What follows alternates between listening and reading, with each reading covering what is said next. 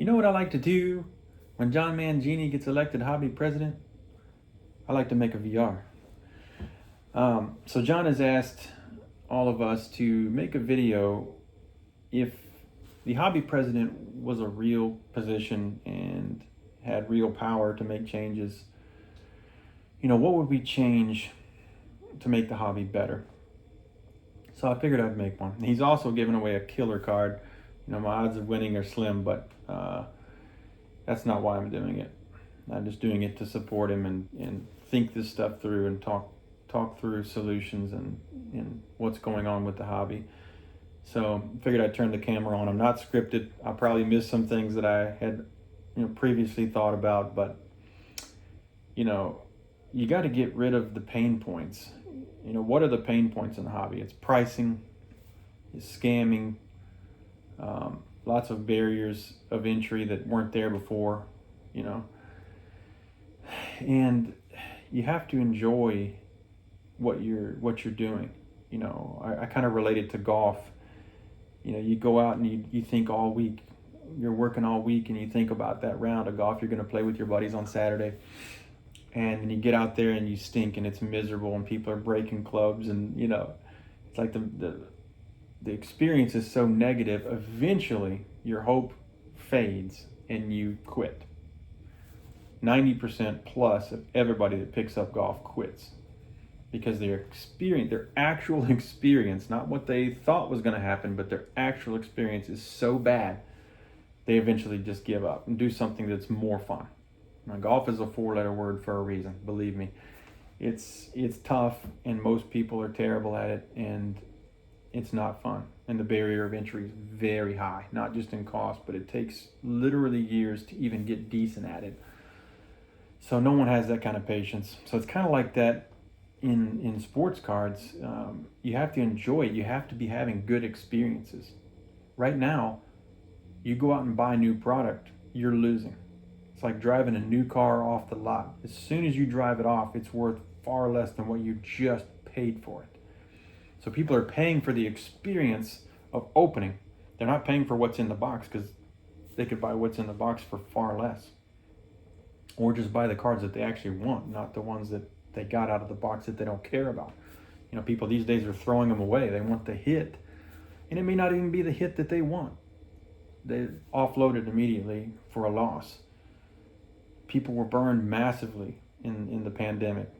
People have lost 90% of the value of everything they bought during that time period. Put a bad taste in their mouth. They'll just give up and leave the hobby. If it's all about money, eventually you give up. You have to have a love for the actual thing. Like when we were kids and we weren't looking for the hit, we were looking for the players on our team, the guys we liked. We got excited just getting those. But they kept having to amp up the hit. They come out with the jersey card, then that was boring. Patch card, and that's boring. Autographs, now autographs are everywhere. So they got to keep amping it up. One of ones, but they want more people to get one of ones, so they make a bunch of different one of ones and different products, or low numbered cards, to try to make it exciting. And I think they have to, but what's the solution there? We all wail about a lot of this stuff, and I'm not a ranting guy, and I'm not going to. My channel is not about that. It's just about positive hobby stuff. But I think people's experience has to be positive to bring them back. Also, it has to be something they relate to. I mean, these kids are playing video games or watching Stranger Things or whatever. They're collecting that stuff. They want stuff that they relate to. So if they're not relating to a sport, if they're not enjoying that sport, if they're not going to the games with their dads, and part of it is going all the way back to the parents and how they nurture the kid with the sport. If they grow up not caring about the sport, they're not going to collect cards of it. If they're not in love with baseball, they're not necessarily going to collect baseball cards. And if they're doing it just for the value, eventually they'll get disappointed. And grading, grading has gotten way too tough. It's gotten out of hand. It's gotten expensive. If grading was still $6 to $10 to grade a card, and you got it fairly quick, maybe. But now that it's $25 and up to grade, uh, shipping, insurance, everything else you got to worry about, and they're grading way too tough. So it used to be like Christmas to get a box back in the mail from PSA. Now it's like Halloween. It's a total nightmare. Everybody's disappointed every time they get a box from PSA. But it's that gambling aspect of what if I hit the 10? What if I, you know, get that big card in a 10 and it's worth a bunch of money? So they keep doing it. Record numbers, people sending stuff to PSA, but eventually, if the experience just continues to be negative over time, people will stop. So the gambling aspect of the hobby is a big problem. It's the hits is all you're caring about. Opening the product, you're wanting a big hit. When you send off to PSA, you don't get it. You get a bunch of 6s and 7s back. Puts a bad taste in your mouth. You lose money. Everybody's losing money every time they send some box of cards to PSA. I mean, it's unbelievable, the cost and how they're grading this stuff. The original intent of grading was just, how nice is the card? Is it packed fresh? Is it centered? Nice corners? Does it look good? Okay, it's a mint condition card. I mean, gem mint, it's got to be really, really nice. But now, I mean, they're grading with high power magnification. I mean, it should only matter what the human eye can see. You know, we are humans. We're the ones collecting this, you know, not bald eagles, you know. It only matters what we can see on a card. How nice is it? Now they're using high powered magnification and sending back stuff that looks completely perfect to really close inspection and putting 7s and 8s on it for reasons we don't even understand. And it's sucking the money right out of the economy. I mean, it's just a complete loss every single time. With the rare exception that something hits a 10, but it's very inconsistent, but it is consistently tougher. So people opening boxes, people sending stuff to get graded, they're constantly disappointed with their experience. Card shows are not that accessible in all areas, and they're expensive to go to, they're expensive to travel to. Not everybody can do that. I would love to be able to go to some of these shows national and mostly to hang out with my friends, but you know, it's cost prohibitive. So certain areas have a lot of shows, and you know, you can drive to them, and that's great. But you still got to pay to get in, pay to park in some cases, and the pricing of the hobby is high. So how do you fix that? I mean, markets kind of find themselves. So if people are willing to pay, they're going to stay high. So I don't know how you manipulate that necessarily. I mean, no one's going to go in and tell fanatics what to charge for something. If they're getting it, they're going to take it. You know, they're in it to make money. But that barrier of entry now, where kids can't even go buy packs, especially with the stuff that they want. You know, it's not like when we were kids. You know, it's 50 cents a pack. We go buy a few packs when we got allowance. You know, we were excited about every card. We kept every card in a box or binder. We weren't just tossing them and caring about 1 out of 1,000 cards that we open. And even then, wondering how much it's worth and if we can sell it. So, but it has to be nurtured in you, what you love. You can't force someone to have the collecting gene, and you can't force someone to love a certain sport. But you kind of have to love the sport in order to want to relate to it in a way where you want to collect something about it. So, you know, the gambling aspect of the hobby is brutal, but it's with everything. It's the adults, it's sports, period. I know people that can't even play a round of golf without something riding on every round, on every 9, on every hole. They got to constantly have action going with money to even enjoy what they're doing. People can't even watch sports now. They got to gamble on it. They got to have something riding on it to be able to watch it and enjoy it, because they think they're going to win something if certain something happens, or if a certain team wins. So the adults are doing the same thing, and the kids are just following that pattern with cards. It's all about, you know, trying to hit something big and get over on the system, but it doesn't work that way. They don't build the billion-dollar buildings in Vegas because people are winning. They're losing money almost all the time. But it's kind of an addiction. And and that's another thing about the collecting hobby. It's an acquisition hobby. It's a consumerism hobby. You got to keep buying. You can get something you really enjoy, but then you're still looking for the next. So it's a fine line there too that you have to watch. But it's a multi-layered thing of a negative experience with the hobby. That's, to me, what the main problem is. But you have to go back to the root of it. If people loved baseball like they did in the 50s, they would want to collect baseball cards more than they do now, and just for reasons that aren't money. Now it seems like most people are collecting for the money that are trying to grow the hobby. And and we have to define fix the hobby. What is a fix? Is it 10xing the hobby? Is it growing it fast? Or is it just making it more enjoyable for the people that are in the hobby? To me, that's fixing the hobby. Let's make it more enjoyable for the people that are in, and if it slowly grows over time, great.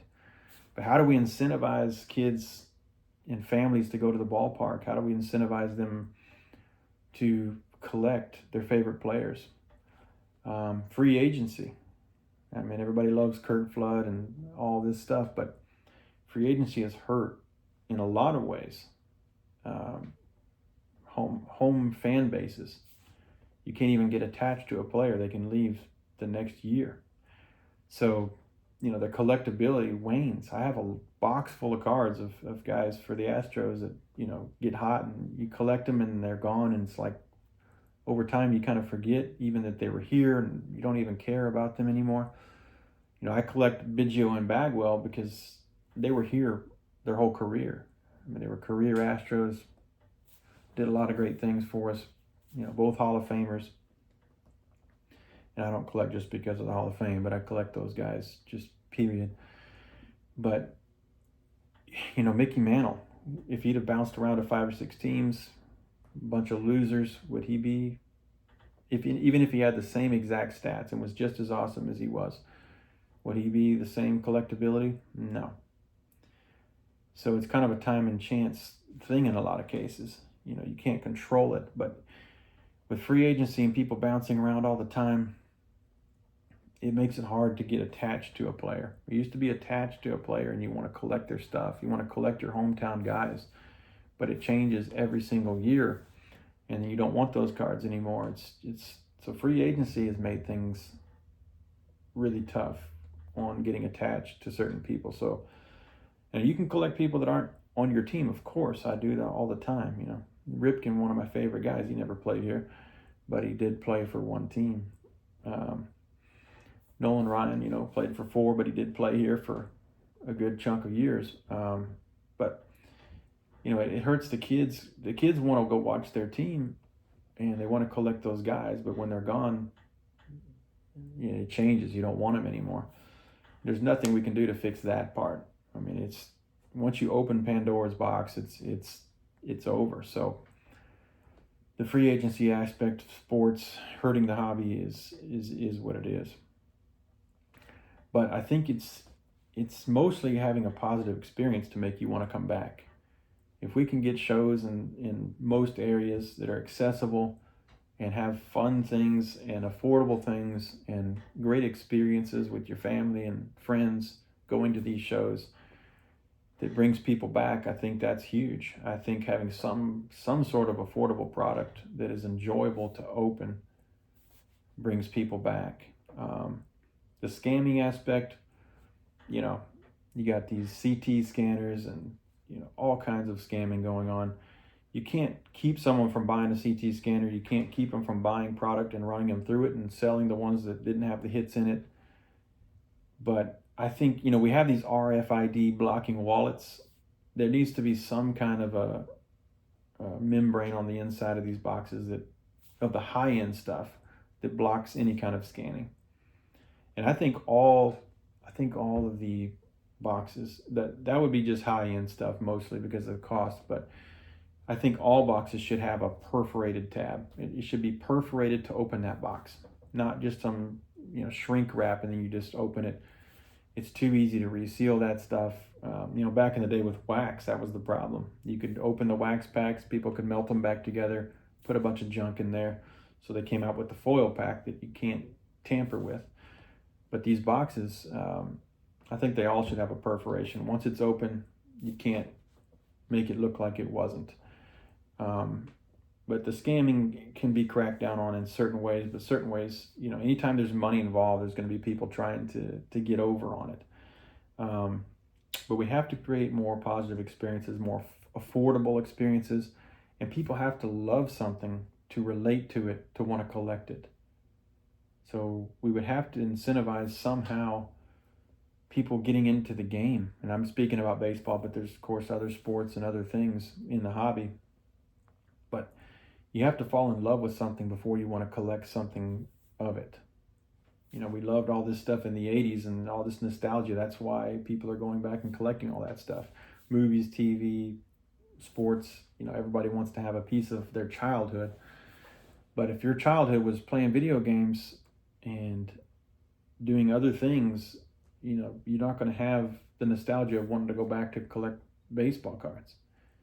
And the only people getting in are just thinking they're going to get a hit and be able to sell something for more. That eventually goes away, because most of the time your experience is negative, and most of the time it's a loss if you're only looking at it that way. So the gambling thing, unfortunately, is probably not going anywhere. They kept Pete Rose out of the hall even until his death. But if they can make billions of dollars, these commissioners and owners and people in charge of these sports, they'll take all your money. They don't care if you're losing. They don't care if you're ruining your life gambling. They'll take your money now. It's all about greed. So, the dads are gambling out there. The kids are gambling on the cards. Eventually, they lose enough, they stop. Unless it's an addiction, then it's even a worse problem. But you got to clamp down on the products being searched. You got to have somehow some affordable pricing for people, and you got to have positive experiences and shows and places you can go that you remember, and you got to nurture the love for the sport to even have people even want to collect that sport. If they don't care about it, it's there's no reason to want to collect it. They're going to want to collect what they relate to, which could be anything these days. There's so many things tugging at people's time and money for entertainment now. It's like never before. But you got to have positive experiences. Now YouTube has been big on that. I think the collecting community coming together on YouTube has been mostly positive, but there's a lot of negative stuff on there. And I mean, there is some room for people that need to expose scammers and rant and do different things like that. There is a need for that, to stop that stuff. But mostly, I think if people turn on YouTube and they're just having a positive experience, friendly people, looking at really cool cards, talking about fun things, just coming away from watching a video feeling good about it, I think that's great. The other thing John Mangini was talking about was just shouting out a channel. Not necessarily a small one or whatever, but to me, I want to shout out channels that are positive and just make you feel good about collecting, and the collectors and the community. Greg with Midlife does that. Shane Shoebox Legends keeps it positive. Double D Dylan, he's as exciting and positive as it comes. I mean, just have fun with the hobby. That's what it's for. Rob with Cash Cards, super good dude. Hugo with Signs of the Pastime, just an awesome guy. He's not bringing drama to his channel. Mookie Chilson, about as sweet a person as you could ever meet. Everybody roots for that guy. I mean, it's fun to watch his stuff, and just to converse with him is awesome, because he's just so positive. He can find the positive in a loss, in anything. Adam was Splendid. People love him. He's a good dude. Adam with Vintage Sanctuary. I mean, he brings positive to every single video.